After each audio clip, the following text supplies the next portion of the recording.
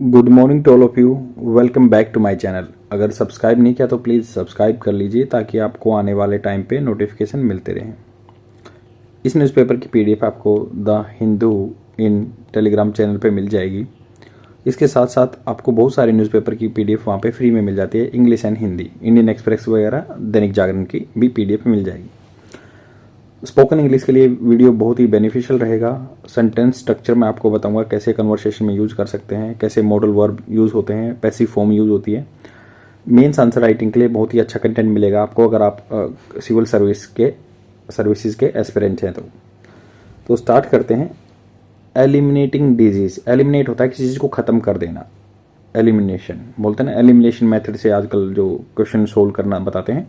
One reason at a time. One reason, एक area at a time. एक article लिखा है राजीव ने, जो कि सीईओ हैं भी हेल्थ सिस्टम ट्रांसफॉर्मेशन प्लेटफॉर्म के, या पहले जो हेल्थ सेक्रेटरी रह चुके हैं केरला के। इन्होंने कहा कि मल्टी सेक्टोरल, अलग अलग सेक्टोरल मतलब अलग अलग सेक्टर को इकट्ठा करके, कोई अलग अलग डिपार्टमेंट को इकट्ठा करके, कोलोब्रेशन मतलब एक साथ लगा के, इंक्रेजिंग होता है आगे बढ़ा के, इनोवेशन को आगे बढ़ाना है, एंड अडोप्ट करना है, अपनाना है लोकली इफेक्टिव सॉल्यूशन। जो यहाँ पे लोकली इफेक्टिव सॉल्यूशन है किसी चीज़ का, विच फैसिलिटेट, जो कि सुविधा देगा डिजीज एलिमिनेशन में, विच फैसिलिटेट जो सुविधा देगा बीमारी को हटाने में, और इज मोर इफेक्टिव मतलब ज़्यादा इफेक्टिव है एट द रीजनल लेवल, जो रीजनल लेवल पे, लोकल लेवल पे ज़्यादा इफेक्टिव है। ऐसी टेक्निक हमें अपनानी चाहिए।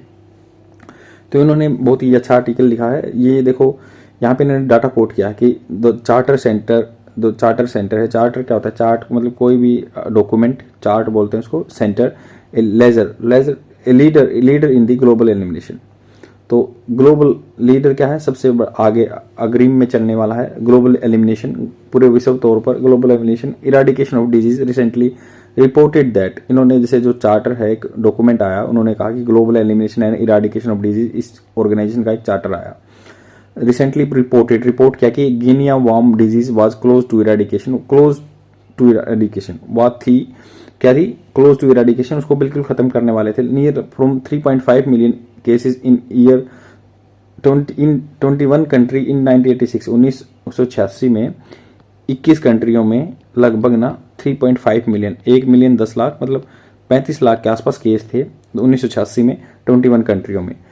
ए रिडक्शन ऑफ 99.99% मतलब लगभग खत्म ही हो गया 2023 में। दिस वुड बी, देखो वुड बी कुड बी कैसे यूज होता है? वुड होता है प्रोबेबिलिटी, संभावना हो, तो दिस वुड बी मतलब शायद ये होगा।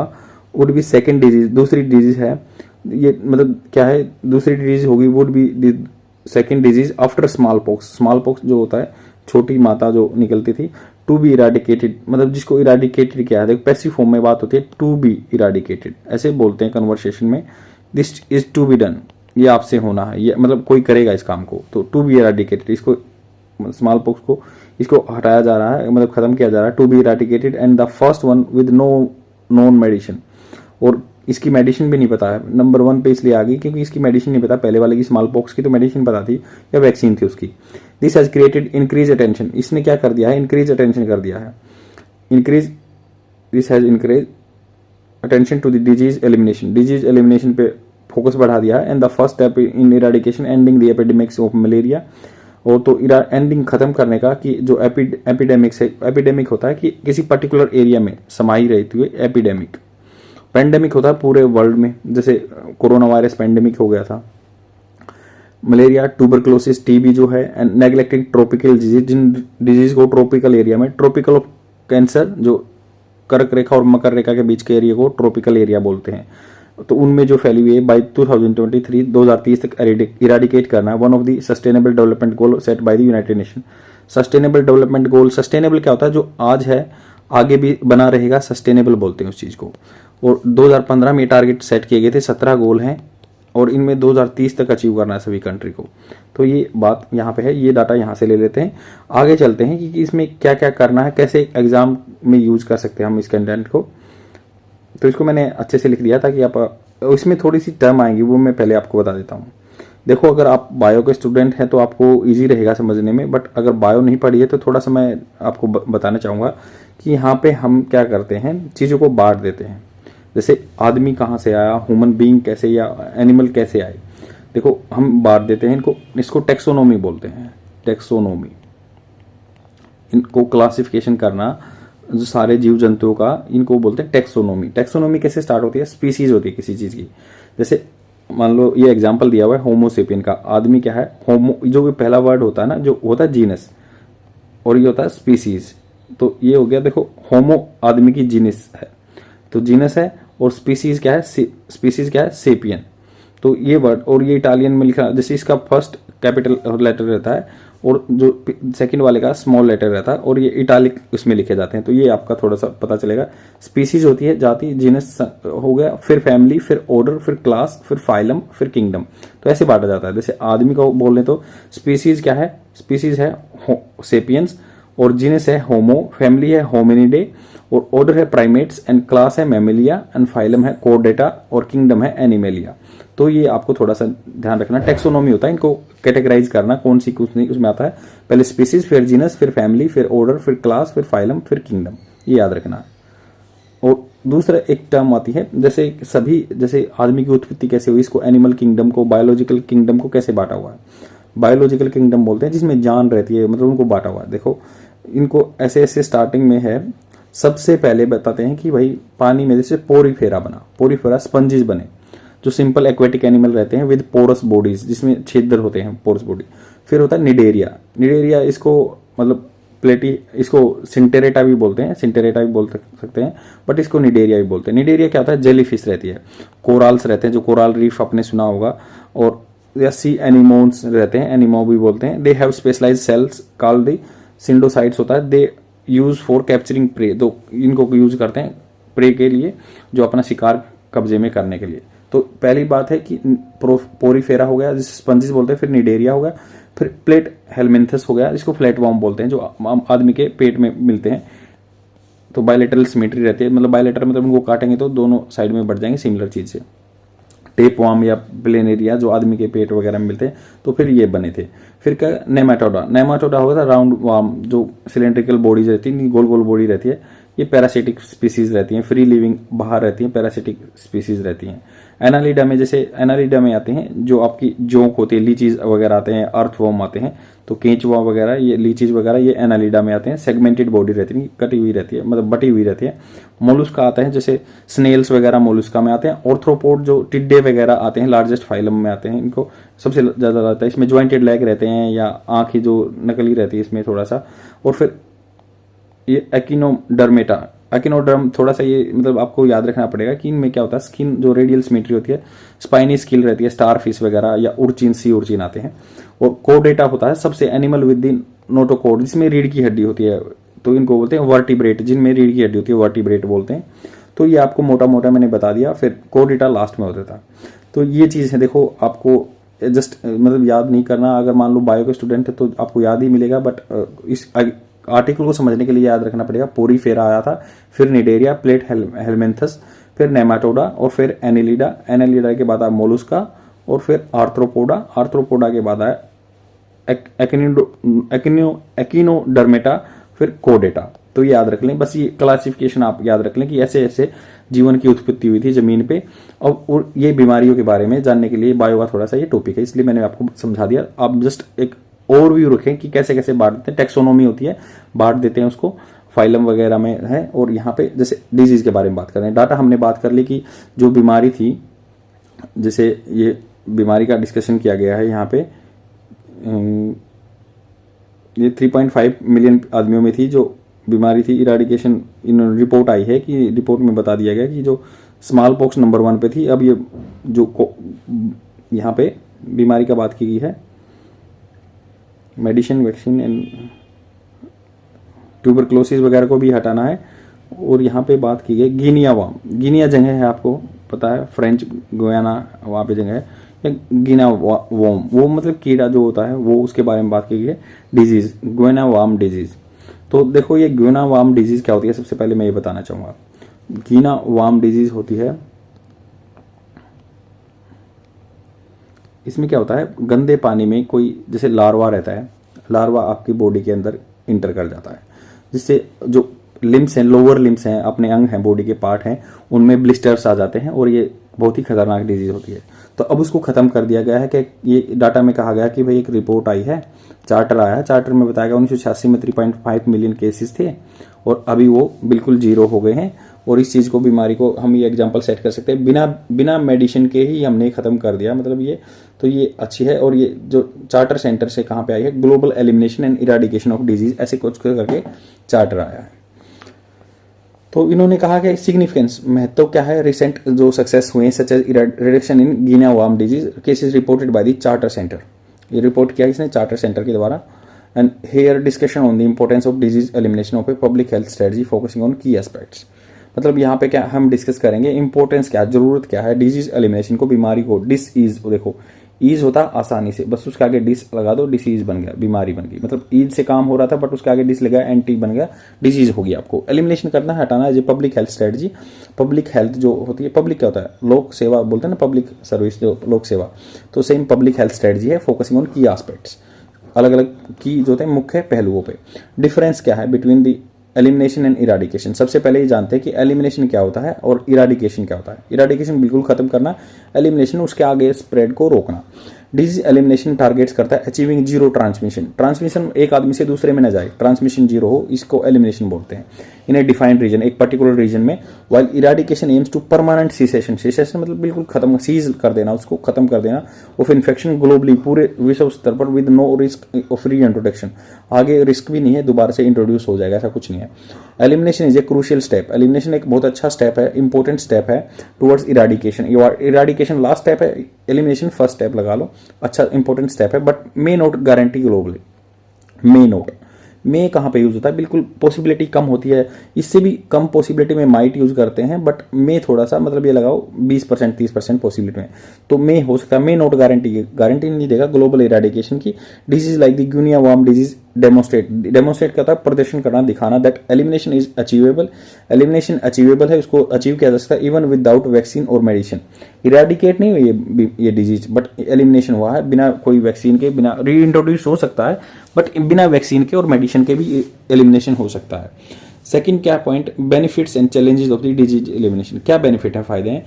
बेनिफिट ये है कि डिजीज एलिमिनेशन हो जाएगा, इनहांस करता है, बढ़ा देता है पब्लिक हेल्थ, पब्लिक आदमी की जो शरीर की स्वास्थ्य है, by reducing disease burden, disease और बीमारियों का बर्डन को, बोझ को कम कर देता है। इंप्रूविंग हेल्थ केयर सिस्टम जो आदमियों की केयर करने के लिए है, वो हेल्थ सिस्टम, स्वास्थ्य सिस्टम बढ़ा देगा उसको। एंड अट्रैक्ट कर देगा इंटरनेशनल स्पोर्ट भी आएंगे, एंड फंडिंग, पैसा भी आएगा। इट एनर्जाइज कर देता है द पब्लिक हेल्थ सिस्टम को leading to the increase political commitment. तो इससे क्या होगा कि इंक्रीज हो जाएगा, बढ़ जाएगा पॉलिटिकल कमिटमेंट। पॉलिटिकल कमिटमेंट क्या होता है, वादा, कमिटमेंट क्या होता है, कोई वादा करता है ना कोई, इसलिए बोलते हैं कि इंक्रीज हो जाएगा political commitment and community engagement. और इसमें कम्युनिटी की जो पूरा समुदाय है उसकी एंगेजमेंट हो जाएगी, सभी एक चीज में लग जाएंगे अगर अच्छा रिजल्ट आता दिख रहा है तो। चैलेंजेस क्या है, disease elimination is resource intensive, मतलब इसमें ज्यादा खपत होती है। इंटेंसिव क्या होता है, बहुत गहन खपत होती है इसमें रिसोर्सेज की, पैसा भी लगता है, डॉक्टर भी लगते हैं, सब चीज लगती है, दवाइयाँ लगती हैं। इम्पोज, ये रखता है क्या, सिग्निफिकेंट बर्डन, बहुत सारा बोझ रखता है हेल्थ केयर सिस्टम में, अपने हेल्थ केयर सिस्टम में। इट रिक्वायर्स रिगोरस मतलब बहुत कठिन हार्डवर्क। सर्विलेंस होता है जांच करना, पूरा सर्वे करना। एंड डायग्नोस्टिक किसी की जांच करना, जैसे टेस्ट वगैरह करते हैं। या प्राइमरी हेल्थ केयर सर्विस, जो मुख्य रूप से हेल्थ केयर सर्विसेज होती हैं। नेग्लेक्ट अदर हेल्थ फंक्शन, जैसे नेग्लेक्ट करना जो अदर दूसरे फंक्शन होते हैं, में मतलब फ्यूचर में हो सकता है, if resources are not allocated strategically, अगर उनको विचार करके कोई रणनीति बना के रिसोर्सेज को स्प्रेड नहीं किया गया या अलोकेट नहीं किया गया, तो ये दोबारा से हो सकता है, हेल्थ केयर फंक्शन हो सकता है। अब क्या है, मल्टी सेक्टोरल, अलग अलग सेक्टर को कोलैबोरेशन साथ में मिलाओ और सर्विलेंस सिस्टम को लेके आओ। मल्टी सेक्टोरल, अलग अलग सेक्टर को कोलैबोरेशन हो, सबका साथ हो, इज एसेंशियल, बहुत जरूरी है फॉर इफेक्टिव डिजीज एलिमिनेशन। मान लो इफेक्टिव तरीके से, अच्छे तरीके से बीमारी को हटाना है तो मल्टी सेक्टोरल का साथ होना चाहिए। इट इन्वॉल्व्स कोऑर्डिनेशन सबका between the health care provider, जो हेल्थ प्रोवाइड सर्विस देते हैं, या गवर्नमेंट एजेंसी के साथ मिलकर, कम्युनिटी ऑर्गेनाइजेशन, जो आदमियों को इकट्ठा होकर कुछ ऑर्गेनाइजेशन बन जाए, ग्रुप बन जाए, वो भी हेल्प करें, या इंटरनेशनल पार्टनर का भी। कोलैबोरेशन क्या करता है, प्रोत्साहन करता है इनोवेशन का, खोज का, एंड लोकली इफेक्टिव सॉल्यूशन, सब साथ मिलकर कोई सॉल्यूशन निकाल सकते हैं। अब सर्विलेंस सिस्टम मतलब सर्वे करना, मान लो कितनी बीमारी फैली हुई है, इसका सर्वे करना। सिस्टम मस्ट बी रोबस्ट, मजबूत होना चाहिए, मस्ट बी रोबस्ट, मजबूत होना चाहिए टू कैप्चर पकड़ने के लिए एवरी इंसिडेंट्स, किसी को भी बीमारी होती है ऑफ डिजीज, कोई भी इवेंट हैपन होता है किसी बीमारी का, तो इसके लिए रोबस्ट सिस्टम चाहिए।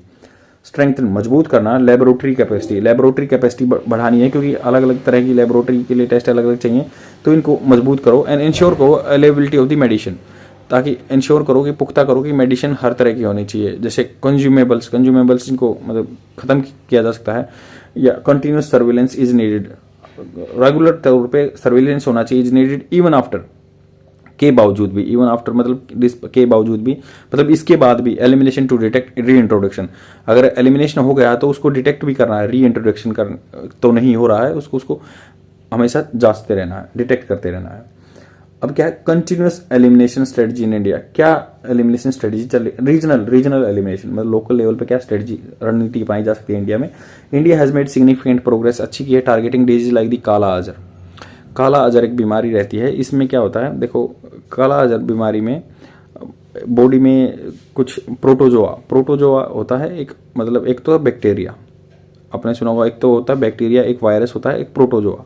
सेम ऐसे ही बायो का स्टूडेंट है तो आपको प्रोटोजोआ के बारे में अच्छा पता होगा।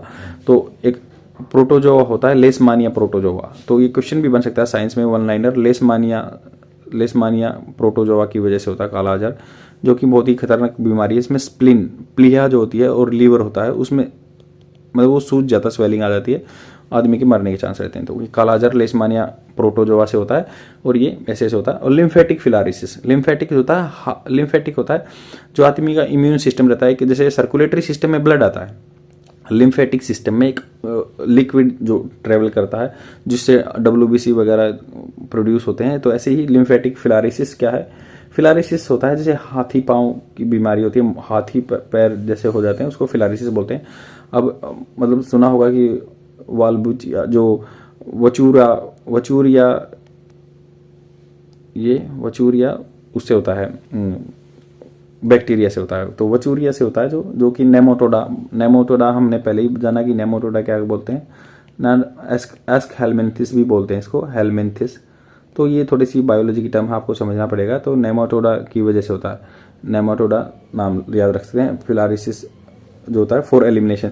तो इनको हमने देखो ये दो बीमारी है, काला अजर या बीमारी का नाम याद रखो, लिम्फेटिक फिलारिसिस, हाथी जैसे पाँव जाते हैं, काला अजर लीवर वगैरह सूज जाता है, स्प्लीन सूज जाती है, तो इनको एलिमिनेशन कर लेंगे, हमने स्टेप लिए हैं खत्म करने के लिए। This disease are limited to specific region, ये लिमिटेड है कुछ एरिया में, स्पेसिफिक रीजन थे इसलिए एंडेमिक बोल सकते हैं इस टर्म को। मेकिंग रीजनल एलिमिनेशन फीजिबल, तो रीजनल एलिमिनेशन जो खत्म करना फीजिबल हो गया काला अजर को और लिम्फेटिक फिलारिसिस को। Regional elimination efforts can be scaled up gradually, scaled up मतलब उनको आगे बढ़ा, जैसे स्केल होता है ना आपका मेजर करने का, तो सेम ऐसे ही स्केल अप उसको आगे बढ़ाया जा सकता है ग्रेजुअली, स्टार्टिंग फ्रॉम एरियाज, कहाँ से एरिया से विद लो डिजीज प्रिवलेंस, जहाँ पे कम बीमारियां हैं, प्रिवलेंस है डिजीज जो, and high readiness for elimination, ready रहना चाहिए एलिमिनेशन करने के लिए। Multi sectoral collaboration and community engagement are crucial at the regional level, तो कम्युनिटी लेवल का भी सपोर्ट होना चाहिए। Regional elimination strategy should be carefully monitored, उनको मॉनिटर करना केयरफुली अति सावधानी से मॉनिटर करना चाहिए। इवेल्युएशन होना चाहिए उनका, बार बार से अपने रिवेल्युएट करो, असेस करने के लिए, असेस पहुंचने के लिए, प्रोग्रेस कैसी हुई है इसको जांचने के लिए। आइडेंटिफाई करो एरिया ऑफ इंप्रूवमेंट, कहाँ पे इंप्रूवमेंट किया जा सकता है, तो ऐसे बोलते हैं ना there is a lot of room for improvement, ऐसे एरिया देखते हैं कि भाई कहाँ पे एलिमिनेशन अभी पहुंच गया है, उसको इवेल्युएट करते रहना चाहिए, असेस करो प्रोग्रेस कितनी हुई है और आइडेंटिफाई करते रहो, पहचानते रहो कि एरिया ऑफ इंप्रूवमेंट कहाँ पे इंप्रूवमेंट हो सकता है। National and state government should provide technical and material support, technical support मिलना चाहिए, मटेरियल का support for regional elimination effort. और इन कंक्लूजन की बात यह है disease elimination is a vital public health strategy है ये, that requires multi sectoral collaboration, सबका सपोर्ट चाहिए, robust surveillance system and strategical planning, रणनीति बनानी चाहिए, planning at the both regional and national level पे। India success is regional elimination efforts can serve as a model, तो India ने regional level पे अच्छा सक्सेस किया, जैसे लिम्फेटिक फिलारिसिस हाथी पाँव बीमारी होती है जो, या काला अजर जो लिस्मानिया प्रोटोजोआ से होती है, तो इनको हटाने में हमने बहुत ही एफर्ट डाले हैं और सक्सेस भी मिली है। इनको एज ए मॉडल की तरह यूज करके अचीविंग नेशनल गोल बनाए जा सकते हैं, disease elimination ultimately improving public health outcome for all, सबसे के लिए पब्लिक हेल्थ आउटकम अच्छी हो जाएगी और देश आगे आगे ग्रो करेगा। तो आई होप आपको समझ में आएगा। बायो का कंटेंट है इसमें, बट स्पोकन इंग्लिश के लिए बहुत सारे वोकेबलरी वर्ड मैंने बताए, सेंटेंस की स्ट्रक्चर बताई, और जो इसमें आर्टिकल में बताया गया है वो डाटा कोड कर सकते हैं मेंस आंसर राइटिंग में कि भाई ऐसे ऐसे एग्जाम्पल हुआ है। जैसे मैंने बताया था गिनिया वॉर्म डिजीज़ है जो होती है, मतलब जिसमें ब्लिस्टर्स हो जाते हैं, एक लार्वा इंटर कर जाता है, गंदे पानी से होती है वो, जो उसका डाटा ये बताया कि चार्टर सेंटर ने बताया है कि अभी इरेडिकेट हो गया। पहले 3.5 मिलियन थे, अभी वो 0 हो गया। स्मॉल पॉक्स पहली नंबर की डिजीज़ थी जिसको कंट्रोल किया था वैक्सीन के साथ, बट ये उसके बाद दूसरे नंबर पर आती है, बिना वैक्सीन के भी इसको कंट्रोल कर लिया गया। बट ये क्या हुआ, इराडिकेशन नहीं हुआ है, बट इसका एलिमिनेशन हुआ है। इराडिकेशन एलिमिनेशन में मैंने डिफरेंस आपको बताया। अब ये रीजनल लेवल की बात हुई थी, ये सर्विलेंस करना है, ये फोकस कैसे करना है, ये बताया गया है। आई होप आपको समझ में आएगा। शेयर जरूर कर देना अपने फ्रेंड में। Thank you very much.